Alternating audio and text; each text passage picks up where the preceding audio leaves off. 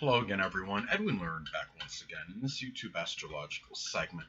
I'm going to be talking about astrology and Steve Bannon being indicted for, I believe it's wire fraud and charges. There's money laundering. And the thing is, those of you may know, he was former, I believe it was political strategist. He had worked in the Donald Trump administration for some time, and he was involved in some kind of investment banking or brokerage or something. You got to confirm that on. You can find that on Wikipedia, but obviously somebody that was very prominent at the very least in the government for some time, with working with Donald Trump and his administration. And he was some kind of political strategist that he worked as far as his position. But the thing about this is something very little bit surprising. You hear something like this. Now, Steve Bannon was born November 27th, 1953. That is the information I get on based on a number of sites, has his birthday at that. And born in Norfolk, Virginia. He's also gives him a sun in Sagittarius, moon in Leo, based on the solar sunrise chart. I had to improvise once again, not to be overly redundant with this, but I had to improvise once again and do a solar/sunrise chart in which I put the sun at the same spot as the ascendant. I mean, sun in Sagittarius energy, negative manifestation could be very foolhardy, self-righteous, over-optimistic, very reckless as far as the basic character goes. You're talking about the sun as the basic character, basic personality. I don't know his time of birth, so I don't know what his ascendant is, which of course is the astrological mask / projection of self. Having the moon in Leo based on the solar sunrise time could be really, at least on a subconscious level, may like to give some impression of grandeur and a person that might seek a lot of notoriety and attention and applause. That could fuel his emotional needs, and putting a lot of that exuberant, enthusiastic, expansive Sagittarius sun energy into doing things which could gain him some notoriety, some applause, some recognition, doing something maybe perhaps of a creative nature. It wouldn't surprise me if he was very much into, you're talking about Leo energy, could be fun and games and sports and things of that nature. Wouldn't surprise me if he had some interest even designing some kind of games, whether it could be board or video games. These are things I'm just talking about as far as the Leo moon, as far as things that could be as far as an emotional needs for Leo moon. Now, the thing about is getting back to looking at his natal chart, and also transits that may have contributed to these charges on him. Now the thing that I'm noticing, and one thing that stands out, with me, I'm looking at as far as the transit goes, he has transit Pluto not far from his north node in Capricorn. Pluto can be about crime in astrology, and you're talking about the sign of Capricorn, which is government. Federal charges can be connected with the government. He has another thing, and he also has Chiron in his second house, which could be about emotional wounds and suffering, being in the second house of monetary matters, and being in Capricorn, the sign associated with the government, being in Capricorn as well, might give some more despondency in these matters. But transit Jupiter is making a very tight conjunction at this time to his natal Chiron, and I've talked about in previous videos, Jupiter could be very paradoxical, could be very strongly benign and benevolent, but it could also have a tendency to enlarge and expand and exacerbate, and this could exacerbate, in this case, perhaps government wounds, something of a government nature, crime in this case, which is federal. I see that as government, and some that would be monetary related. He has Chiron as well, at least in a long square to his natal Neptune. Neptune can be about deception, and but he apparently What I want to get a little more detailed, though, I need to rewind, be kind, rewind. As far as what he, I mean, again, he was charged with some kind of money laundering and wire fraud. What it was is he apparently had something where he stated, I mean, allegedly, deceptively stated that he was going to have like some fundraiser, which would go into a border wall that would separate Mexico from the United States. Now, apparently, what he did was this was used for personal use, and the money actually did not go to the people that were donating into the supposed fraudulent campaign. Now, and fundraiser. Now, the thing is, another thing that I'm seeing in his chart, looking at, he's got a number of conjunctions, and a stellium that actually you could call it a loose stellium, because in the series of conjunctions, Saturn in Scorpio is like 11 degrees from his Mercury, but when I'm looking at it, it still could be, I mean, you could call it a very loose stellium. A stellium could be a series of planets making conjunctions to one another.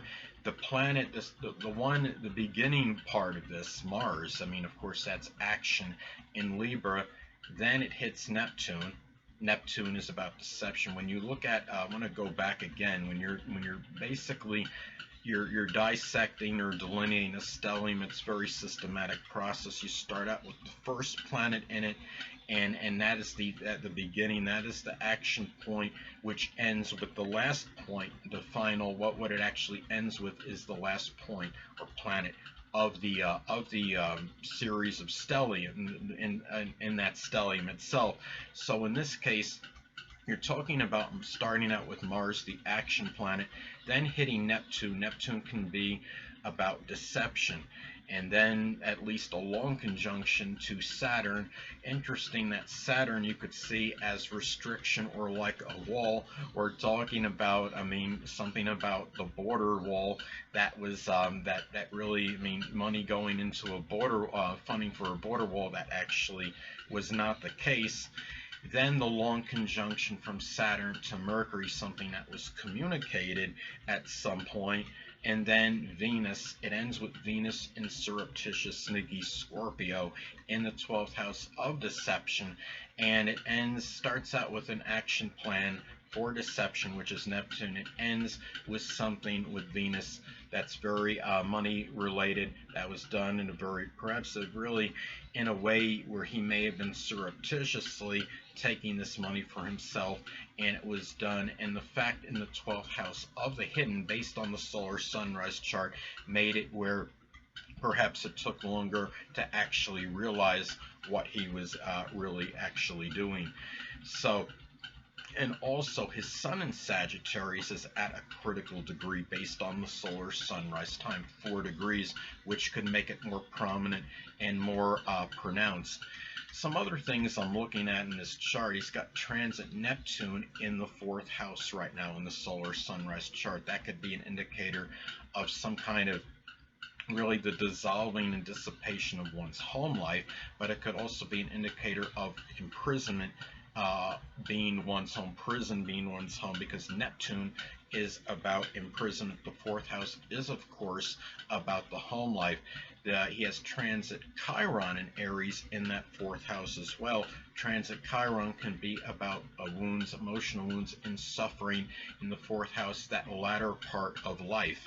And the thing too is, what I'm noticing too in this chart, some other indicators for the situation he's in. He has at this time transit Moon is right, very close proximity to the midheaven in the solar sunrise chart. Ironically enough, transit Moon being in scrupulous Virgo, and this might be a time where maybe in being the midheaven at Virgo, he probably wanted to maintain a public image of not just being meticulous, but being very scrupulous, upright, and somebody that has a lot of integrity. But what's happening is it's starting, assuming if these allegations are true and he actually is going to be guilty, that this is where the public is coming out on this right now, and that I mean, the moon can be about the public. The 10th house, of course, is the public image, the reputation of the person.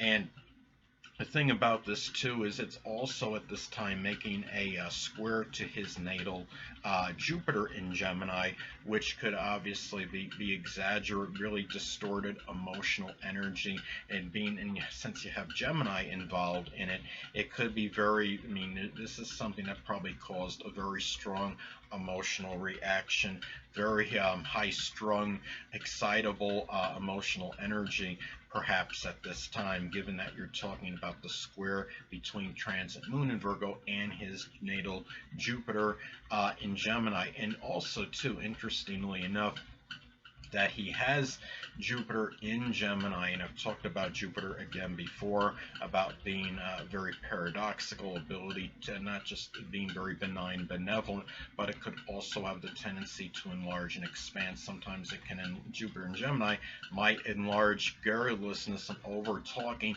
but also prevarication and lying at the same time. So, and really, the thing about this too is something I wanted to see in terms of chart rulers. He's got the one thing is he's got the ruler of the 10th house of the solar sunrise chart in the 12th house of secret sorrows and imprisonment. That it's an indicator that his reputation might be hurt by some kind of imprisonment, and that ruler of Mercury conjuncts Venus, and Venus again is about money.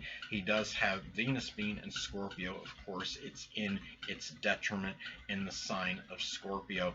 And the thing about, and also to Venus and Scorpio in a negative manifestation, could be about financial manipulation. It also makes, at least along in conjunct to the Jupiter in Gemini, and you're talking about the Jupiter in Gemini is just a lot of talking, and then you have the Venus and Scorpio being about perhaps in some cases, in this case perhaps it manifested again in financial in some kind of monetary manipulation. And anyways, really not much more had to say about it than this. Now, another thing too I want to say is that he also at this time that transit Saturn is not far from his North Node in Capricorn. So when you're talking about the North Node in astrology, when it's involved in a transit, it can be about issues one may have to confront or address. This could be about having to confront some issues with the government, and one's being in Capricorn of a very serious nature. Again, I talked about transit Pluto not being far from his natal North Node, issues that have to be confronted regarding a crime that was Capricorn government related. And Jupiter is the law. Transit Jupiter is not far from his natal North Node as well. Transit Jupiter, going back to what I was stating before, transit Jupiter, very tight conjunction to his natal Chiron.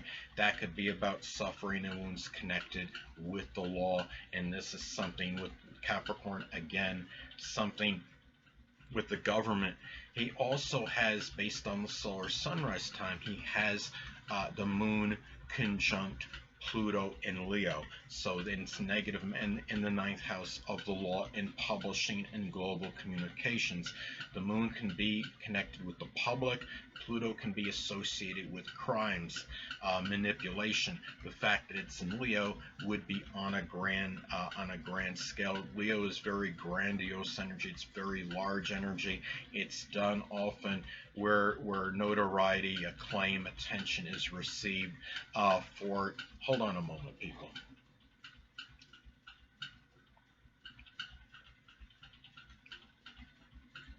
Sorry about that. I'm back. And also, it's an indicator of having. He also has one of the rulers of the 12th house in the 9th house, so that's an indicator of perhaps incarceration by the law, because the 12th house is connected with imprisonment and incarceration. The 9th house is associated with the law. That ruler Pluto conjunct the moon again being associated with the public. So there are just a lot of things that, I mean, it's unbelievable how uncanny it is that astrology is so accurate, and you still have all these skeptics and cynics out there regarding astrology. But this is something to me which is not, which really, I mean, you have so much nearly irrefutable evidence that it exists based on even transits, natal placements in an astrological chart. There's really not much more I really have to say about it than this, but I just want to close. I mean, again, it's just, I mean, it's astrology is just so eerily accurate, and I'm just trying to see if there's anything else I was going to say about this. He doesn't have any planets in Earth, but he does have the MC in Virgo based on the solar sunrise chart. And sometimes a little lack of the Earth energy can lack in pragmatism or practicality of premeditation. It could, in this case, maybe taking the precautions and covering your tracks. That Sagittarius, a lot of that, perhaps that reckless, foolhardy energy came into play. But the thing about it is the fact that there's no, looking at this, there's no opposition to his Sagittarius sun, which could be an indicator that nothing was really going to oppose him. If he was going to do this with an energy that wouldn't be thwarted. Now, the thing about this too is, you could say, I mean, Pluto is a long square though too. To the sun though, so of course he did have some conflict in connection with this. So, and he has been, and assuming that he did do this, of course. But anyway, people, that'll conclude this YouTube astrological segment. Until next time, people, Edwin Learnard saying stay well.